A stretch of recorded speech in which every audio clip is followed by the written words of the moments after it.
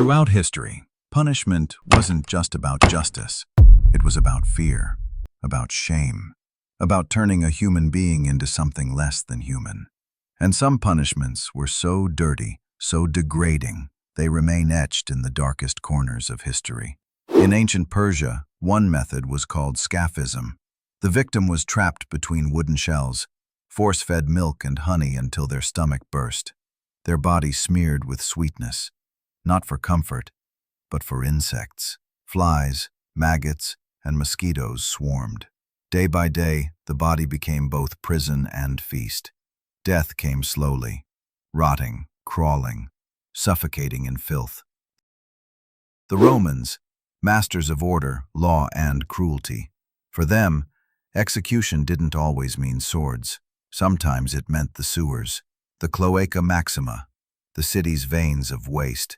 Criminals were thrown into its black waters, to drown not in glory, but in excrement. It was more than death, it was disgrace. Medieval Europe perfected punishment as theater. The stocks, the pillory, criminals locked in the town square for days.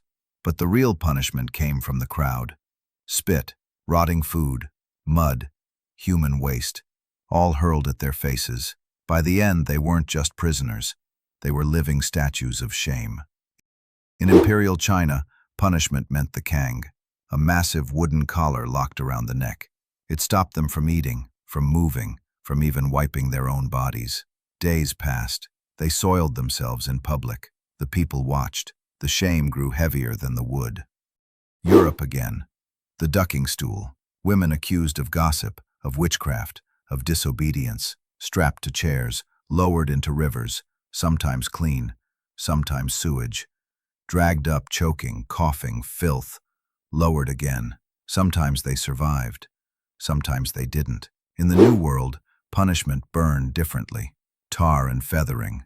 Hot tar poured on bare skin. The flesh blistered. Then feathers rained down, sticking to every wound. The victim, half bird, half monster, paraded through the streets. The pain was unbearable. The humiliation, unforgettable. And then there were the dungeons, cells built above sewage pits, prisoners forced to breathe the stench, to eat, to sleep, to die in filth. The dungeon itself became the weapon. No blade needed. So why these punishments? Because pain wasn't enough.